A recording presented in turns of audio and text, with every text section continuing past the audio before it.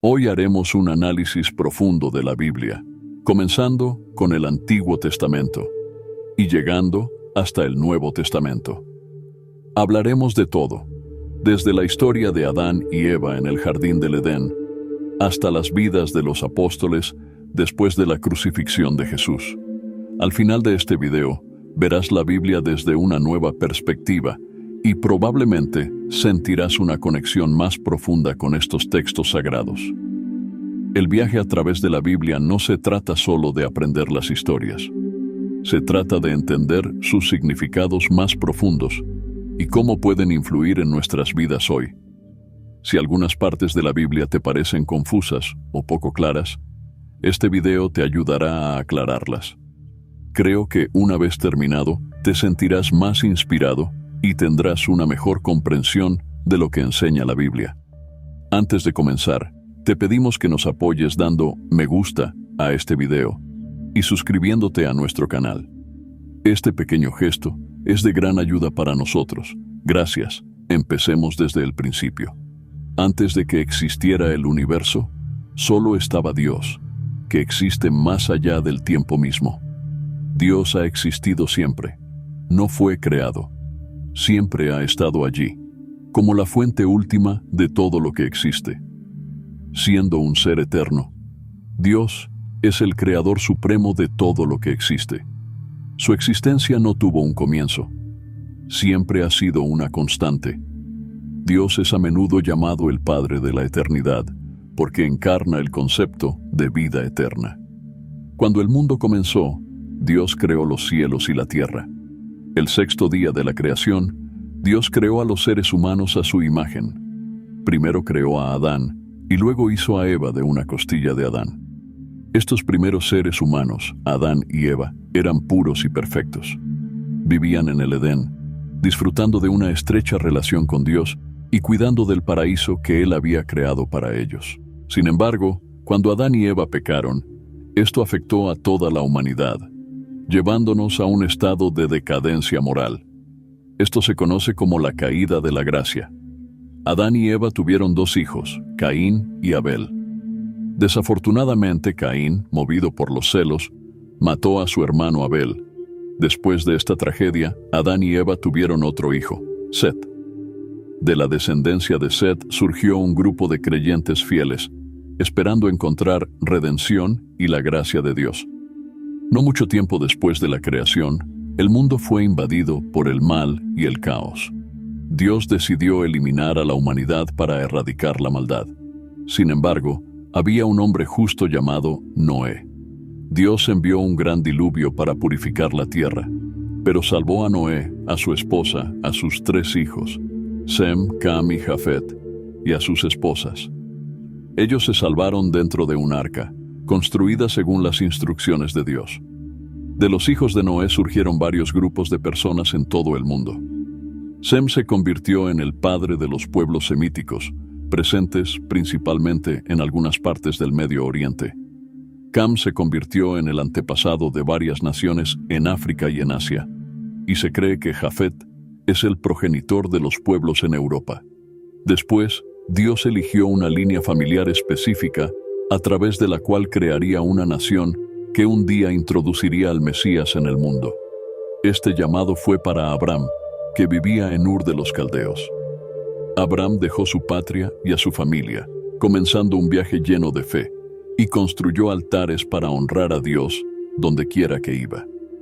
Su viaje se entrelaza con el de su sobrino Lot, que sería el progenitor de los amonitas y los moabitas.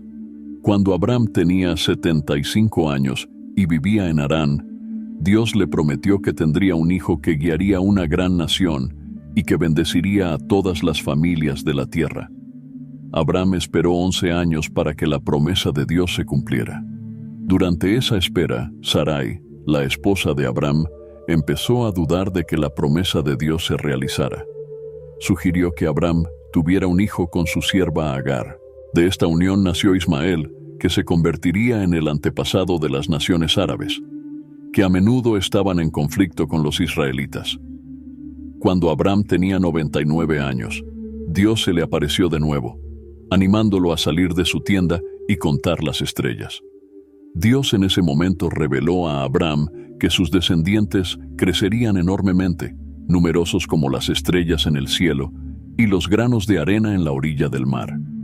Sin embargo, también supo que soportarían 430 años de esclavitud. Durante este periodo, Dios cambió el nombre de Abraham, que significa Gran Padre, a Abraham, que significa Padre de muchas naciones, para reflejar su nuevo papel. Cuando el hijo prometido a Abraham y a su esposa Sara aún no había nacido, Abraham llegó a los 100 años y Sara estaba cerca de los 90. Finalmente, fueron bendecidos con un hijo llamado Isaac. Isaac se casó con Rebeca, que inicialmente no podía tener hijos. Después de 20 años de matrimonio, gracias a la intervención divina, Rebeca fue sanada, lo que llevó al nacimiento de 2 gemelos, Esaú y Jacob. Esaú se convirtió en el antepasado de los edomitas, y Jacob, que fue llamado Israel después de un encuentro espiritual significativo, se convirtió en el progenitor de las tribus de Israel. Jacob tuvo 12 hijos y una hija. Fue a través de José, uno de sus hijos más jóvenes, que la familia de Jacob terminó trasladándose a Egipto, un total de 70 personas en ese momento. Se establecieron en Gosén, una zona conocida por su terreno fértil, y en más de 4 siglos, el grupo que comenzó con 70 personas creció hasta llegar a aproximadamente 2 millones de personas, incluyendo a sus familias. Finalmente, dejaron Egipto bajo la guía de Moisés. Este gran grupo enfrentó muchas dificultades en su camino hacia la tierra prometida, convirtiendo lo que debía ser un viaje de 3 meses en una odisea de 40 años debido a pruebas espirituales y una fe vacilante. Durante este periodo, que fue gobernado por los jueces, los israelitas a menudo vivían en desorden, influenciados por su terquedad y oprimidos por varios enemigos. Para guiarlos en estos tiempos, Dios levantó líderes como Gedeón, Jefté, Sansón y Samuel. Después de la era de los jueces, los israelitas, queriendo ser como las naciones vecinas, pidieron un rey para gobernarlos en lugar del gobierno divino. Samuel, el último juez, siguiendo el rito de consagración divina, ungió a Saúl con aceite como el primer rey de Israel. El reinado de Saúl, que duró 40 años, comenzó bien, pero finalmente cayó en desorden debido a su orgullo y desobediencia a los mandamientos de Dios. Después del declive de Saúl, David subió al trono, reinando por 40 años, y trasladando la capital de Israel de Hebrón a Jerusalén. Un movimiento que marcó un periodo de relativa estabilidad y prosperidad para la nación. David consolidó su liderazgo y se convirtió en el rey más renombrado de Israel. Acumuló inmensas riquezas, expandió su territorio a través de conquistas, derrotó a poderosos ejércitos y mantuvo una profunda conexión con Dios, ganándose el título de un hombre conforme al corazón de Dios.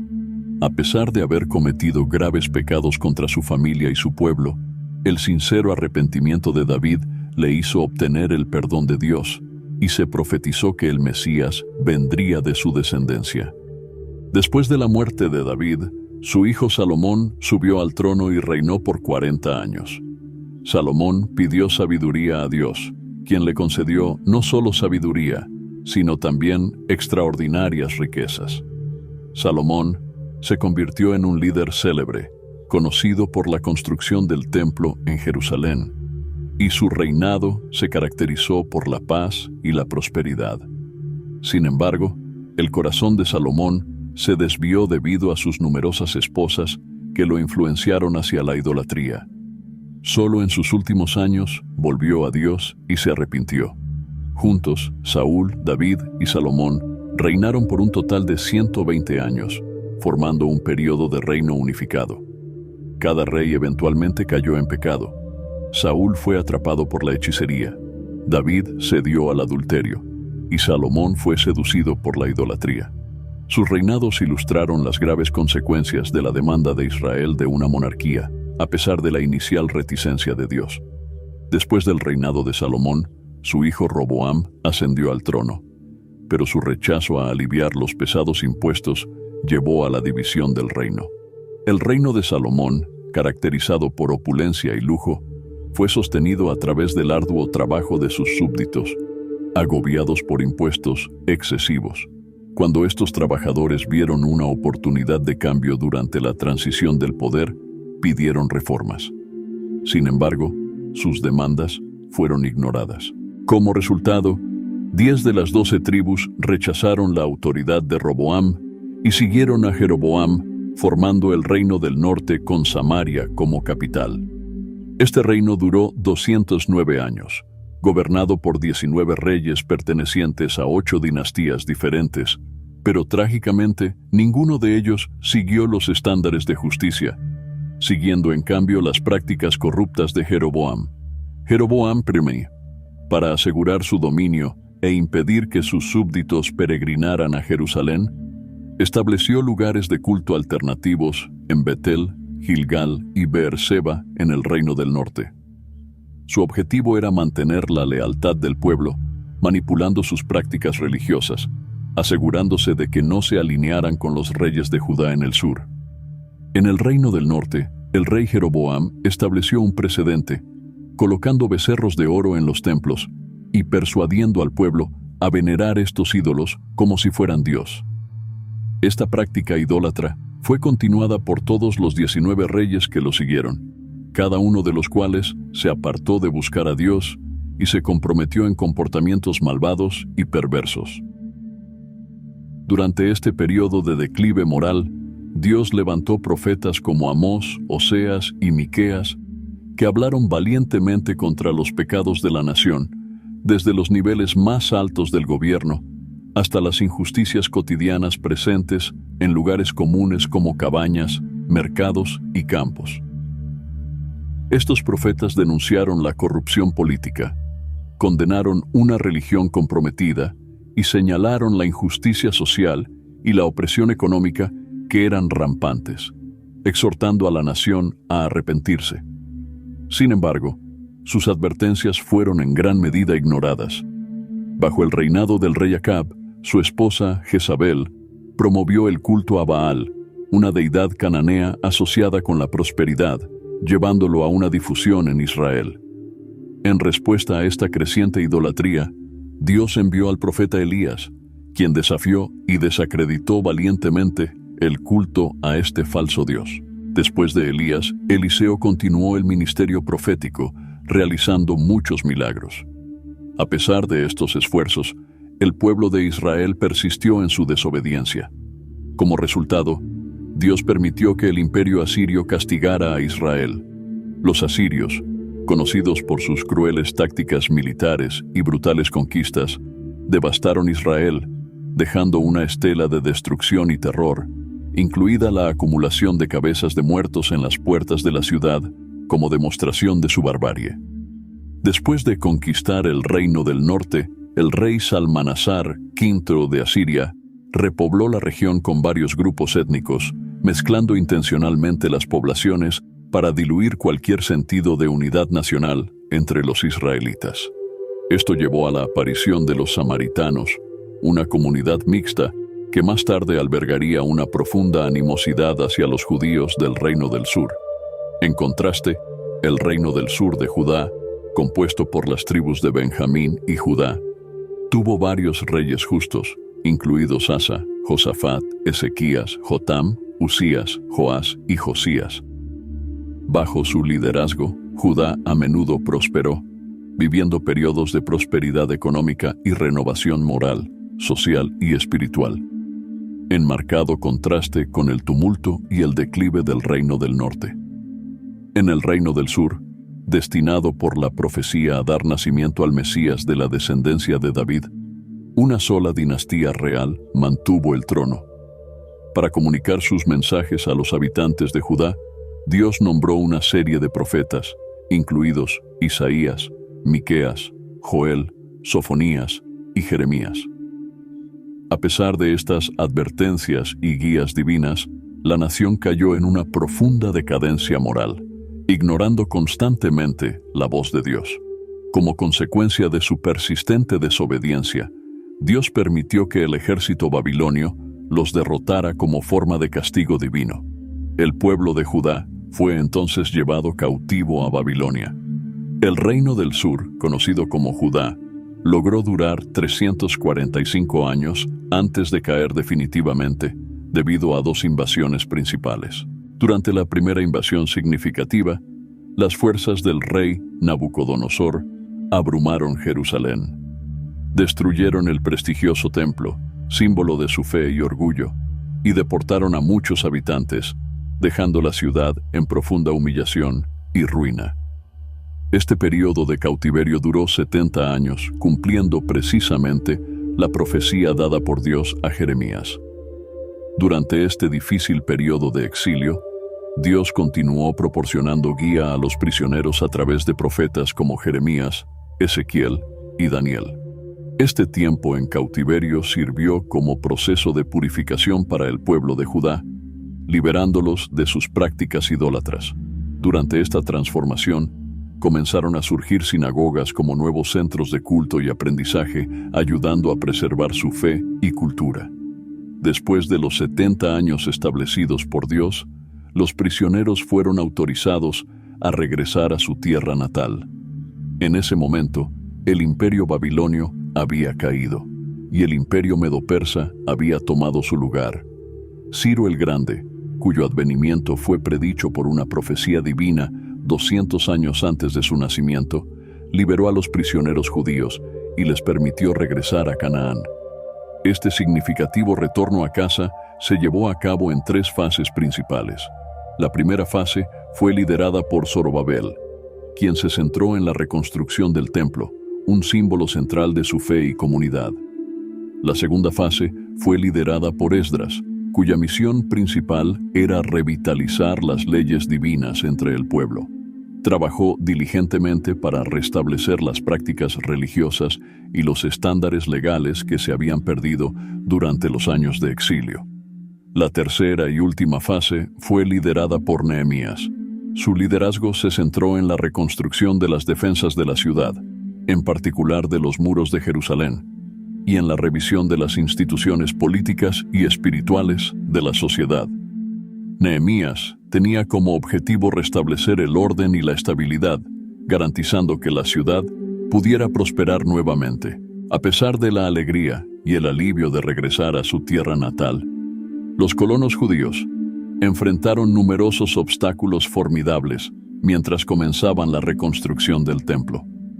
Estos desafíos pusieron a prueba su resistencia y fe. Encontraron oposición de los pueblos circundantes, conflictos internos y la ardua tarea de reconstruir una ciudad desde las ruinas. Sin embargo, perseveraron, guiados por su compromiso de revitalizar tanto sus tierras ancestrales como sus prácticas religiosas.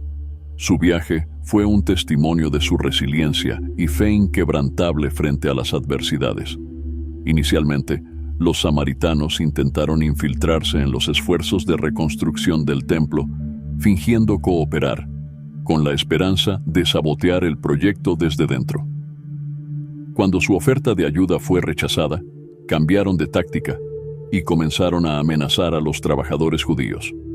Finalmente, intensificaron su oposición, escribiendo al rey Artajerjes, acusando falsamente a los judíos de conspirar contra el imperio medo-persa. Este intervencionismo hostil llevó a la suspensión de la construcción del templo durante casi 2 décadas. Durante esta larga pausa, el entusiasmo del pueblo por la restauración del templo disminuyó y dirigieron sus esfuerzos hacia la mejora de sus propias casas, descuidando el estado ruinoso de la casa de Dios. Fue durante este periodo de laxitud espiritual y comunitaria que Dios llamó a los profetas Ageo y Zacarías para exhortar a la comunidad al arrepentimiento y a la renovación. Los mensajes de Ageo y Zacarías resonaron profundamente en el pueblo, encendiendo un renovado compromiso para completar la reconstrucción del templo. Este despertar desencadenó un significativo avivamiento espiritual. Las dinámicas familiares fueron reformadas, el sacerdocio fue revitalizado y se reavivó una fuerte dedicación a Dios. Los esfuerzos renovados de la comunidad llevaron a la exitosa finalización del templo, marcando un periodo de profundo renacimiento espiritual. Con el paso del tiempo, aproximadamente un siglo después, surgió una nueva generación. Esta generación continuó las prácticas de culto y ofrenda de sacrificios en el templo, pero su reverencia hacia Dios había disminuido. Presentaban ofrendas manchadas, animales ciegos, enfermos y cojos, despreciando los rituales sagrados. Incluso, los sacerdotes se desviaron de sus deberes, fallando en enseñar correctamente las leyes y mandamientos de Dios. Esta erosión de la integridad espiritual tuvo efectos graves en las estructuras familiares, llevando a un aumento de los índices de divorcio. Prevaleció un sentido general de laxitud moral, con la comunidad descuidando las obligaciones del diezmo, y, a pesar de su presencia física en el templo, su conexión espiritual con Dios se había debilitado significativamente. En resumen, los intentos iniciales de los samaritanos de sabotear la reconstrucción del templo a través de la falsa cooperación y las amenazas llevaron a una larga pausa en el proyecto. Los profetas Ageo y Zacarías desempeñaron un papel crucial en reavivar el fervor espiritual de la comunidad, llevando a un periodo de significativa renovación y dedicación. Sin embargo, el declive de la reverencia y la integridad espiritual de las generaciones posteriores destacó los desafíos continuos para mantener un compromiso profundo y duradero con los mandamientos y enseñanzas de Dios. Durante este periodo, Dios llamó a Malaquías para guiar al pueblo hacia la justicia. La misión profética de Malaquías marcó la conclusión de la narrativa del Antiguo Testamento, ocurriendo aproximadamente 400 años antes del nacimiento de Cristo. Esto concluyó lo que se conoce como la era profética y dio inicio a un periodo de 400 años, a menudo denominado periodo intertestamentario o periodo de silencio profético. En estos siglos intermedios, se escribieron varios textos religiosos no incluidos en la Biblia canónica, conocidos colectivamente como apócrifos. Además, las escrituras del Antiguo Testamento fueron traducidas del hebreo al griego, resultando en la creación de la Septuaginta, una versión renombrada de las Escrituras. Esta traducción fue significativa porque hizo que las escrituras hebreas fueran accesibles al mundo de habla griega. Durante este tiempo, el imperio medo-persa fue superado por los griegos bajo el liderazgo de Alejandro Magno. Las vastas conquistas de Alejandro difundieron la cultura helenística y la lengua griega en todo el mundo conocido. A pesar de que murió a la joven edad de 33 años, lamentándose supuestamente de no tener más mundos por conquistar, la influencia de Alejandro perduró. Su muerte llevó a la división de su imperio entre sus 4 generales, lo que influyó significativamente en los futuros paisajes geopolíticos. Notablemente, los Ptolomeos egipcios y los Seleucidas sirios emergieron como potencias significativas, cuyos continuos conflictos influyeron fuertemente en la región. Israel se encontró atrapado entre estos poderosos imperios, a veces controlado por uno y luego por otro. Durante este periodo turbulento, Antíoco Epífanes cometió un grave sacrilegio al sacrificar un cerdo en el altar del Templo de Jerusalén. Este acto fue profundamente abominable para el pueblo judío y provocó significativas agitaciones. El sacrilegio desencadenó la revuelta de los macabeos, una lucha feroz y sangrienta liderada por Judas Macabeo. Esta revuelta finalmente llevó a la victoria judía y a la rededicación del templo, que se conmemora con la festividad de Hanukkah. Así, el periodo intertestamentario estuvo marcado por significativos cambios culturales y políticos, preparando el escenario para el mundo en el que Cristo nacería. La difusión extensa de la cultura y el idioma griego, la traducción de las escrituras hebreas al griego y el turbulento paisaje político contribuyeron a dar forma al contexto de la era del Nuevo Testamento. En el 63 a.C., Pompeyo conquistó Jerusalén, llevando a Israel bajo el dominio romano. Poco después, Herodes el Grande ascendió al poder. Como hábil administrador, Herodes hizo significativas contribuciones a la región. Embelleció y mejoró notablemente el templo de Jerusalén. Construyó la ciudad portuaria de Cesarea para potenciar el comercio internacional y facilitó los viajes de los misioneros por todo el mundo. Además de estos éxitos, Herodes construyó la fortaleza de Masada y numerosos palacios y fortalezas. A pesar de sus logros, Herodes estaba afligido por la inseguridad y una naturaleza violenta. Tenía constantemente miedo de perder el poder, algo que lo atormentó durante todo su reinado. La vida personal de Herodes fue tumultuosa. Se casó 10 veces y tuvo varios hijos. Uno de sus matrimonios fue con Mariamne, una noble. Después de su matrimonio, Herodes hizo ejecutar a todos sus nobles parientes para eliminar cualquier amenaza a su trono. A instancias de su suegra, nombró a su sobrino de 17 años, Arquelao, como sumo sacerdote de Jerusalén. Sin embargo, cuando Arquelao comenzó a ganar apoyo popular, Herodes lo vio como una amenaza y lo hizo ejecutar. Esta acción empujó a su suegra a huir a Egipto, pero Herodes envió asesinos para eliminarla también allí. Su gobierno tiránico finalmente atrajo la atención de César Augusto, quien lo convocó a Roma. Antes de partir, temiendo un complot durante su ausencia, Herodes hizo matar a Mariamne. Más tarde, envió a 2 de sus hijos a Roma para su educación, esperando que regresaran mejor preparados para sucederle. Sin embargo, sospechando de sus ambiciones, Herodes ordenó su asesinato. En su lecho de muerte, Herodes obligó a su hermana Salomé a jurar que ejecutaría a un noble de cada familia de Jerusalén si lloraban su muerte. Este acto final estaba destinado a garantizar que su miedo a la insurrección muriera con él.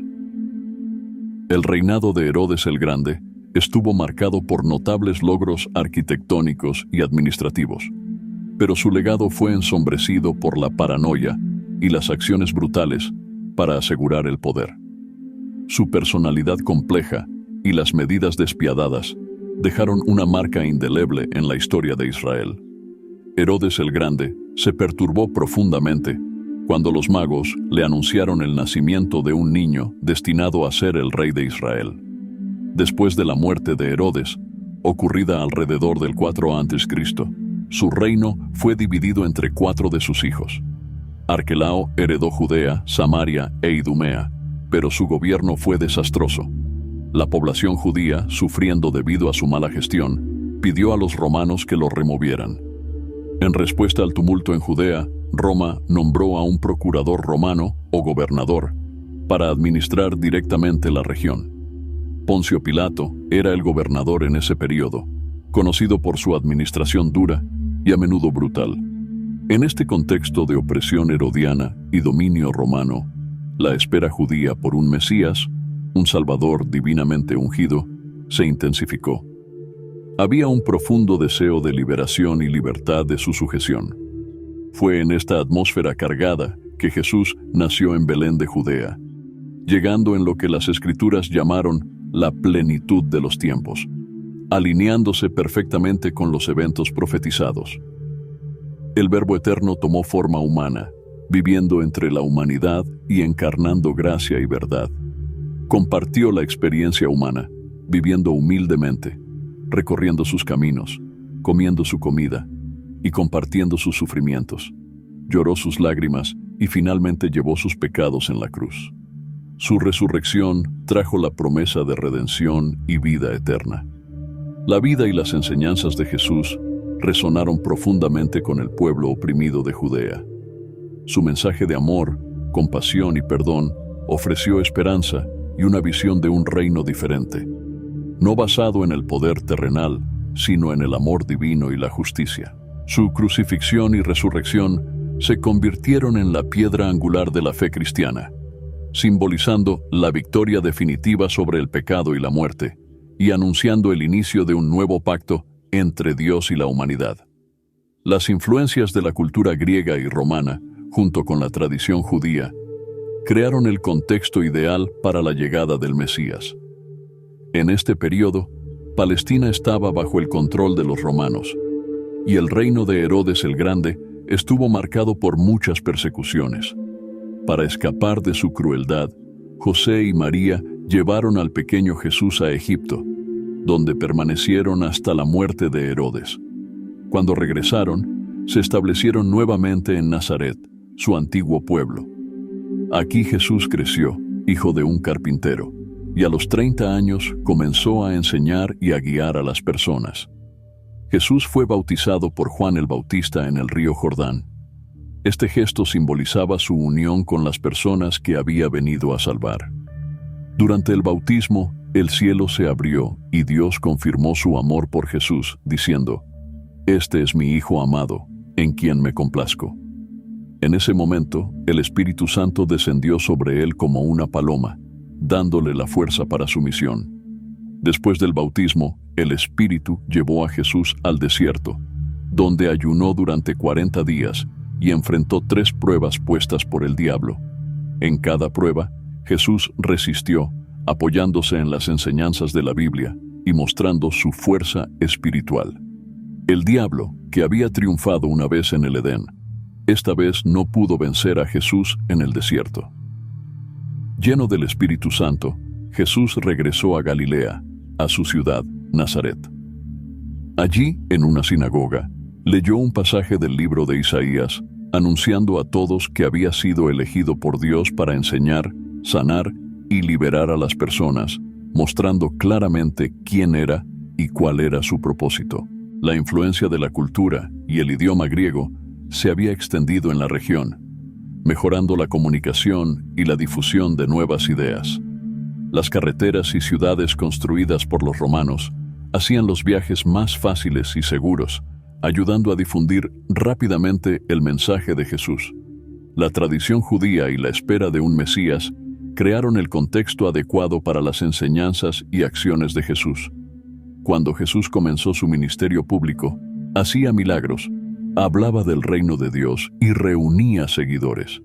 Enseñaba sobre la importancia del amor y el perdón y presentaba un nuevo tipo de reino basado en la justicia, la misericordia y el amor divino. Esta forma de pensar desafiaba a las autoridades religiosas y las costumbres de la época, y no todos estaban de acuerdo con él. Jesús atraía a muchas personas, especialmente a aquellas tratadas injustamente, ofreciéndoles esperanza y un sentido de justicia. Pero algunas autoridades religiosas y políticas se sentían amenazadas por su popularidad y no lo apoyaban. A pesar de estas dificultades, Jesús continuó su labor con determinación. Desde sus primeros pasos como maestro hasta los discursos en las ciudades y los campos, todo lo que hacía y decía preparaba el terreno para un gran cambio. Su promesa de un nuevo comienzo fue anunciada cuando habló en una sinagoga en Nazaret, diciendo que había venido para cambiar las cosas y ayudar a las personas. Jesús eligió a 12 hombres como sus ayudantes especiales, llamados apóstoles, y pasó mucho tiempo enseñándoles. Viajaba mucho, enseñando a gente de diferentes ciudades, pueblos e incluso al aire libre. Hablaba en todas partes, en pequeñas sinagogas, grandes templos, cerca del mar o en las casas de las personas, alcanzando tanto a grandes multitudes como a unos pocos oyentes. Mientras viajaba, Jesús mostraba bondad y compasión donde quiera que iba. Sanaba a los enfermos, alimentaba a los hambrientos, ayudaba a los ciegos a ver, hacía caminar de nuevo a los paralíticos y permitía a los sordos escuchar. Además, purificaba a las personas de la lepra, liberaba a los poseídos por demonios e incluso resucitaba a los muertos. Jesús era el ejemplo perfecto de Dios en la tierra, cumpliendo la profecía de Emanuel, que significa Dios con nosotros. A través de él, Dios vino verdaderamente a vivir entre nosotros. Jesús comenzó su camino terrenal con un objetivo claro: dar su vida como sacrificio. nació para morir para que nosotros pudiéramos tener vida. Su misión había sido planificada mucho tiempo antes. Como el apóstol Pablo explicó más tarde, Jesús murió por nuestros pecados, como estaba predicho en las Escrituras. Fue sepultado y luego resucitó al tercer día, tal como habían prometido las Escrituras. Su camino hacia la cruz fue intencional y eligió seguirlo para completar su misión, a pesar de los esfuerzos del diablo por detenerlo. En la cruz, Jesús derrotó a los poderes de las tinieblas, superando todas las fuerzas del mal y mostrando públicamente su victoria. Fue en la cruz donde completó la obra de redención, conquistando la misma muerte. La muerte no pudo retenerlo, y su resurrección marcó su triunfo, que es la base de nuestra fe. El tercer día después de su crucifixión, Jesús resucitó de entre los muertos, cumpliendo su misión de justificar a la humanidad. Antes de ascender al cielo, instruyó a sus discípulos que permanecieran en Jerusalén hasta que recibieran el Espíritu Santo, prometido por el Padre, quien les daría el poder para llevar a cabo su misión. En Hechos de los Apóstoles 1:8, Jesús explicó el papel crucial del Espíritu Santo y dio a sus seguidores una estrategia clara. Debían ser sus testigos en Jerusalén, en toda Judea y Samaria, y hasta los confines de la tierra. Después de los eventos de Pentecostés, la iglesia de Jerusalén creció rápidamente, con muchas personas uniéndose a los creyentes. El libro de Hechos, escrito por Lucas, describe la creciente comunidad de la iglesia en Jerusalén hasta el capítulo 7. Inicialmente, el movimiento estaba centrado en Judea. Para difundir aún más la palabra, Dios permitió la persecución para dispersar a los creyentes, lo que ayudó a extender el mensaje ampliamente. Esta dispersión llevó a Felipe a Samaria, donde compartió eficazmente el Evangelio, rompiendo barreras históricas y realizando milagros que trajeron gran alegría a las personas. El ministerio de Felipe fue tan impactante que los samaritanos, después de las visitas y oraciones de los apóstoles Pedro y Juan, fueron llenos del Espíritu Santo. Este evento marcó un hito significativo en los esfuerzos de evangelización de la iglesia primitiva. El Evangelio se extendió más allá de los territorios judíos, con la notable conversión de Saulo de Tarso. Mientras estaba de camino a Damasco, Saulo encontró a Cristo y luego se hizo conocido como Pablo. La iglesia de los gentiles en Antioquía de Siria se convirtió en un importante centro para las actividades misioneras. Desde allí, Bernabé y Saulo, Pablo, emprendieron su primer viaje misionero a través de las regiones de Galacia, visitando ciudades como Perga, Derbe, Iconio y Listra, para fundar iglesias y nombrar ancianos. Las misiones posteriores de Pablo incluyeron viajes con Silas a través de Macedonia y Acaya, donde fundaron iglesias en ciudades importantes como Filipos, Tesalónica, Berea y Corinto. Mientras estaba en Antioquía de Siria, Pablo escribió varias cartas importantes, incluyendo la epístola a los Gálatas, 2 cartas a los Corintios y 2 a los tesalonicenses. Estas cartas proporcionaban guía y aliento a las jóvenes iglesias de estas regiones, ayudándolas a crecer y fortalecer su fe.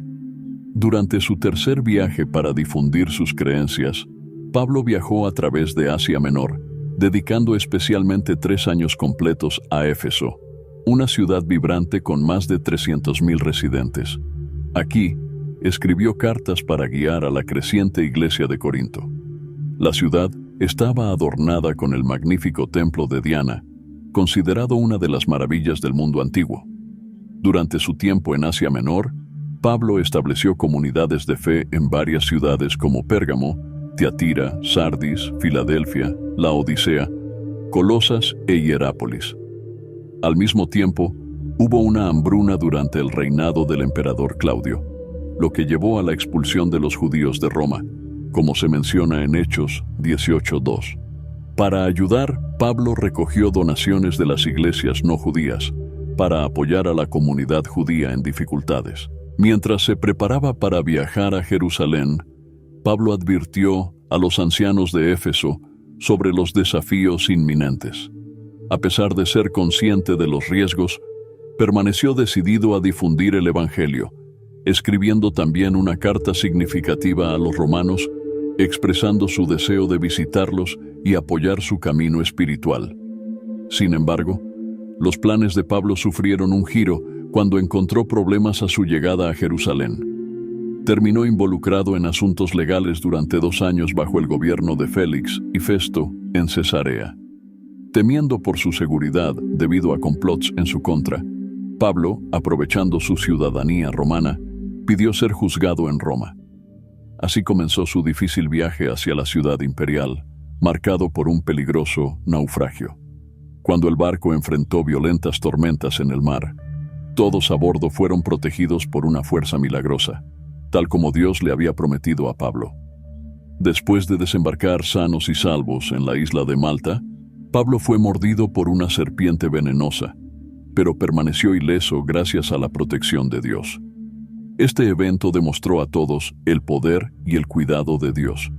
Luego, Pablo ayudó a sanar a las personas enfermas en la isla con el poder de Dios, y los malteses estuvieron muy agradecidos. Lo ayudaron a obtener todo lo necesario para su viaje hacia Roma. Pablo pasó los siguientes 2 años bajo arresto domiciliario en Roma. Aunque estaba confinado, su casa se convirtió en un lugar donde podía compartir las enseñanzas de Jesús, el Evangelio, con otros, incluidas las guardias. También animó a otros cristianos a trabajar arduamente y escribió cartas a las iglesias de Éfeso, Filipos, Colosas y a un hombre llamado Filemón. Después de ser liberado, Pablo continuó enseñando y escribiendo, incluidas las cartas a Timoteo y Tito. En el año 64 d.C., la situación cambió drásticamente. El gobierno comenzó a perseguir oficialmente a los cristianos, transformando una situación difícil en una peligrosa. Pablo fue nuevamente arrestado y puesto en una prisión oscura y húmeda. El 17 de julio de ese año, un gran incendio estalló en Roma, destruyendo gran parte de la ciudad. El emperador Nerón culpó a los cristianos por el incendio, dando inicio a un terrible periodo de persecución. Muchos cristianos fueron asesinados, algunos fueron crucificados y otros fueron quemados para iluminar las calles por la noche. Durante este periodo oscuro, Pablo escribió su última carta, la segunda a Timoteo. En ella se preparaba para su propia muerte, pero permanecía esperanzado, confiando en la promesa de Dios de vida eterna y justicia. Alrededor del año 67 d.C., el apóstol Pablo fue ejecutado, pero su muerte marcó el comienzo de un impacto duradero a través del Nuevo Testamento. Esta colección de escritos, desarrollada durante 50 años, captura la esencia de las enseñanzas de Jesús y el desarrollo de la primera iglesia cristiana. Incluye 4 libros detallados llamados Evangelios, cada uno de los cuales ofrece una perspectiva única sobre la vida y la obra de Jesús. El Evangelio de Mateo fue escrito principalmente para lectores judíos. Conecta la vida y las enseñanzas de Jesús con las profecías del Antiguo Testamento, presentándolo como el Mesías prometido a los judíos. Incluye muchas referencias al Antiguo Testamento, destacando el papel de Jesús como Rey de los judíos. El Evangelio de Marcos, por otro lado, estaba dirigido a un público romano. Se centra en Jesús como el poderoso siervo de Dios, con un énfasis en sus actos milagrosos, mostrando su poder divino en acción. Lucas, que era un médico e historiador gentil, escribió su Evangelio para proporcionar un relato detallado de Jesús como el ejemplo perfecto de la humanidad. Se enfoca en la compasión de Jesús, su énfasis en la oración y el empoderamiento de los individuos a través del Espíritu Santo. El Evangelio de Juan fue escrito para contrarrestar las primeras herejías, como el gnosticismo. Subraya la naturaleza de Jesús, tanto divina como humana, utilizando milagros seleccionados y declaraciones en las que Jesús afirma «Yo soy», para confirmar su identidad y misión divina. El libro de los Hechos continúa la historia, detallando cómo la iglesia primitiva creció desde sus orígenes en Jerusalén para expandirse por todo el Imperio Romano. Este libro muestra la expansión de la iglesia en ciudades como Antioquía y Éfeso, alcanzando regiones como Galacia y Macedonia. La narración de los hechos, que no concluye en un sentido tradicional, refleja la historia continua de la iglesia, caracterizada por la fe, la perseverancia y la guía de Dios. Como aquellos que continúan la tradición pentecostal, tenemos el privilegio de custodiar un tesoro de escrituras sagradas. Estos textos iluminan el espíritu dinámico y el crecimiento de la iglesia primitiva. Entre estos escritos sagrados destacan las cartas del apóstol Pablo. Él escribió a las comunidades de Roma, Galacia, Éfeso, Filipos, Colosas y Tesalónica, ofreciendo profundos conocimientos teológicos y orientación. Nos enriquecemos también con las cartas personales de Pablo a individuos como Timoteo, Tito y Filemón. Estas cartas ofrecen una visión más íntima de los pensamientos de Pablo y su dedicación a difundir el mensaje de Jesús. Además, está la carta a los Hebreos. Aunque no sabemos exactamente quién la escribió, su llamado a permanecer fieles a pesar de las persecuciones es claro y poderoso. Las enseñanzas de Santiago, Pedro, Juan y Judas también son partes fundamentales de nuestras escrituras. Estas cartas son esenciales para las creencias y enseñanzas morales cristianas.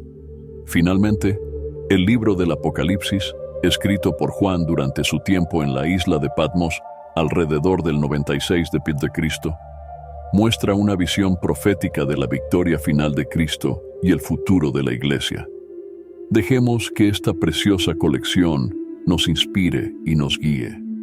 Que el poder transformador del Evangelio ilumine tu camino, acercándote al amor salvador de Jesús. Si aún no has experimentado su gracia, no es demasiado tarde para volverte a Él. En los momentos tranquilos de oración, Dios escucha y consuela a aquellos que lo buscan con un corazón sincero. Oramos para que las bendiciones de Dios enriquezcan tu vida, guiándote hacia un camino de rectitud y paz. Si te ha gustado el video, no olvides dar me gusta y suscribirte al canal.